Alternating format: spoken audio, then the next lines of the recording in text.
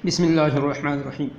प्यारे बच्चों, अस्सलाम वालेकुम। उम्मीद है कि आप अल्लाह ताला के फजल करम से बखैर वफ़ियत होंगे। खाल के अर्ज़ समा और माल के दो जहाँ आप सबको अपनी हिफ्ज़ व अमान के अंदर रखे, खुसूसन कोरोना जैसे वबाइयों खौफनाक और मुहलिक वायरस से महफूज फरमाए और पूरी दुनिया को रब्बुल जलाल इस वायरस और मर्ज़ से जल्द अज जल्द निजात अता फरमाए, आमीन। डियर स्टूडेंट्स, मुताला पाकिस्तान की जो नई किताब आई है उस किताब में के तीसरे चैप्टर ज़मीन और माहौल के शॉर्ट क्वेश्चंस। पहला सवाल है, महल वकू की तारीफ़ करें। महल वकू, महल कहते हैं जगह को, वकू का मतलब होता है वाक़ होना। इसकी डेफिनेशन क्या है? तभी नक्शे की मदद से तूल बल और अर्द बल के ज़रिए किसी मुल्क के हुदूद अरबा को जानना महल वकू कहलाता है। तभी नक्शा क्या होता है? वो नक्शा जिसको पेपर पर ड्रा किया जा सके। तूल बल लंबाई को और अर्ज बल चौड़ाई को कहा जाता है। हुदूद अरबा चारों सिमतें, मशरिक़ मगरिब शुमाल जुनूब। दूसरा सवाल है, पाकिस्तान के 4 कुदरती खितों के नाम तहरीर करें।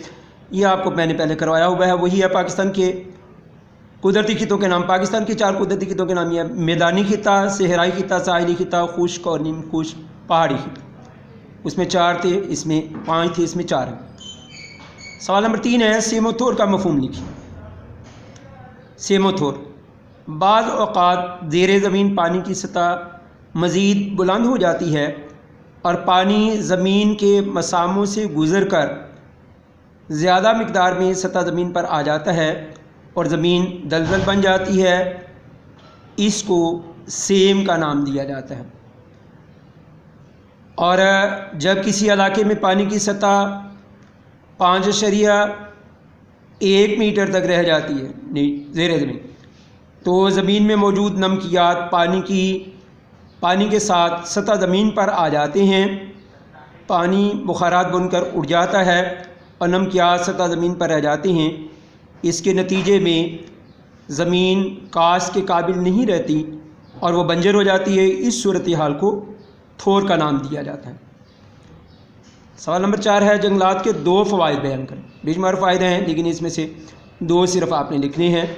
मैंने जो नोट किया वो ये है कि जंगलात माहौलियाती आलूदगियों खुसूसन स्मोक को कम करने में मददगार साबित होती हैं। और दूसरा ये है कि जंगलात सैर व सियाहत को फ़रोग़ देती हैं। सवाल नंबर 5 है, पाकिस्तान में पाए जाने वाले 3 ग्लेशियर्स के नाम। वो आपने 5 के नाम पढ़े थे, इसमें 3 है। पाकिस्तान में पाए जाने वाले 3 ग्लेशियर्स के नाम दर्ज हैं: सियाचिन, ब्याफो, बतूरा। छठा सवाल है, पाकिस्तान को पानी को आलूदगी से बचाने के 2 तरीके बयान करें। आलूदगी से बचाओ, पानी को आलूदगी से बचाओ के 2 तरीके दर्ज हैं। नंबर 1, फिल्ट्रेशन प्लांट लगाना और पानी की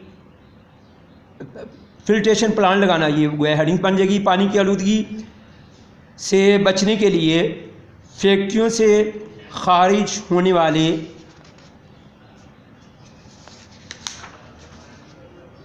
पानी को फिल्ट्रेशन प्लांट लगाकर साफ़ करना चाहिए। दूसरा है सीवरेज ट्रीटमेंट प्लांट लगाना। सीवरेज ट्रीटमेंट प्लांट लगाए जाएं जिससे दरियाई और समुद्री पानी आलूदा हो रहा है। सवाल नंबर 7, सहराज़दगी की तारीफ़ करें। सहराज़दगी इंसानी सरगर्मियाँ, जानवरों का चरना, जंगलात से दरख्तों का कटाव और अपनी ज़रूरियात के लिए ज़मीन में बार बार एक ही फसल उगाना, ये सब मिलकर ज़मीन को बंजर बनाती हैं। इससे ज़मीन की ज़रख़ेज़ी कायम नहीं रहती और वो नाकाबिल काश्त हो जाती है। इस सारे अमल को जिसमें हम ज़मीन को नाकारा बनाते हैं, ज़मीन का सहरा में तब्दील होना यानी सहराज़दगी कहलाता है। सवाल नंबर 8 है, पाकिस्तान में नहरों की अक़साम के नाम लिखिए। नहरों की अक़साम। पाकिस्तान में पाई जाने वाली नहरों की 4 अक़साम हैं। नंबर 1 है तुग़यानी या सैलाबी नहरें।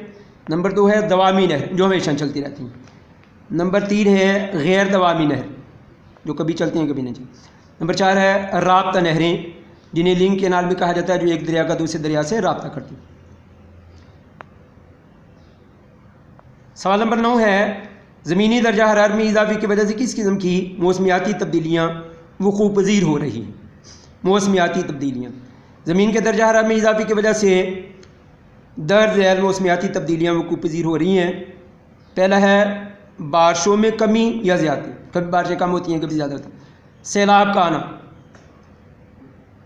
सैलाब अब बहुत ज़्यादा आ रहे हैं, आप देखें कि आजकल भी सैलाब जो है समुद्री तूफ़ानों से। बारिशों के वक्त में तब्दीली वगैरह, अब देखें गर्मी का मौसम जून के अंदर बारिशें, ये हैं मौसमियाती तब्दीली। जंगलात के कटाव के 2 नुकसानात, पहला है मौसमियाती तब्दीलियाँ हो रही हैं, मसलन बारिशों के अंदर कमी पेश सैलाब वगैरह। दूसरा है माहौलियाती तब्दीलियाँ हो रही हैं, मसलन स्मोक और दर्जा हरारत भी बढ़ रहा है। इसके अलावा कुछ ये इजाफी चार्ट क्वेश्चन हैं। ज़मीन की बुलंद तरीन चोटी कौन सी है और कहाँ है? बुलंद तरीन चोटी माउंट एवरेस्ट दुनिया की बुलंद तरीन पहाड़ी चोटी है और इसकी बुलंदी है 8,848 मीटर, जो कि नेपाल में वाक़ है।